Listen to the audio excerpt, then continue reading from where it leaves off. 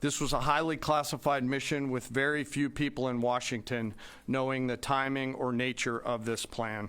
I'll refer you to the graphic on the side as I walk you through some of the operational details. At midnight Friday into Saturday morning, a large B-2 strike package comprised of bombers launched from the continental United States. As part of the plan to maintain tactical surprise, part of the package proceeded to the west and into the Pacific as a decoy, a deception effort known only to an extremely small number of planners and key leaders here in Washington and in Tampa. The main strike package, comprised of 7 B-2 Spirit bombers, each with 2 crew members, proceeded quietly to the east with minimal communications. Throughout the 18-hour flight into the target area, the aircraft completed multiple in-flight refuelings. Once over land, the B-2s linked up with escort and support aircraft in a complex, tightly timed maneuver requiring exact synchronization across multiple platforms in a narrow piece of airspace, all done with minimal communications. This type of integration is exactly what our joint force does better than anyone else in the world.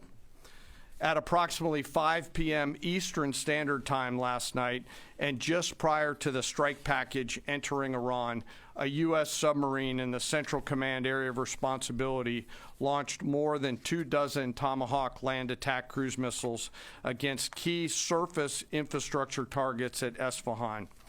As the Operation Midnight Hammer strike package entered Iranian airspace, the U.S. employed several deception tactics, including decoys, as the 4th and 5th generation aircraft pushed out in front of the strike package at high altitude and high speed, sweeping in front of the package for enemy fighters and surface-to-air missile threats. The strike package was supported by U.S. Strategic Command, U.S. Transportation Command, U.S. Cyber Command, U.S. Space Command, U.S. Space Force, and U.S. European Command. As the strike package approached Fordo and Natanz, the U.S. protection package employed high-speed suppression weapons to ensure safe passage of the strike package, with fighter assets employing preemptive suppressing fires against any potential Iranian surface-to-air threats. We are currently unaware of any shots fired at the U.S. strike package on the way in. At approximately 6:40 p.m. Eastern Standard Time, 2:10 a.m. Iran time, the lead B-2 dropped 2 GBU-57 massive ordnance penetrator weapons on the first of several aim points at Fordo. As the president stated last night, the remaining bombers then hit their targets as well, with a total of 14 MOPs dropped against 2 nuclear target areas. All 3 Iranian nuclear infrastructure targets were struck between 6:40 p.m. and 7:05 p.m. Eastern Time. Again, that's about 2:10 in the morning local time in Iran, with the Tomahawk missiles being the last to strike at Esfahan to ensure we retain the element of surprise throughout the operation. Following weapons release, the Midnight Hammer strike package exited Iranian airspace and the package began its return home. We are unaware of any shots fired at the package on the way out.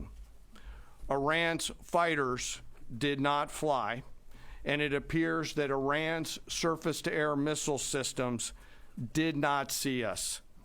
Throughout the mission, we retained the element of surprise.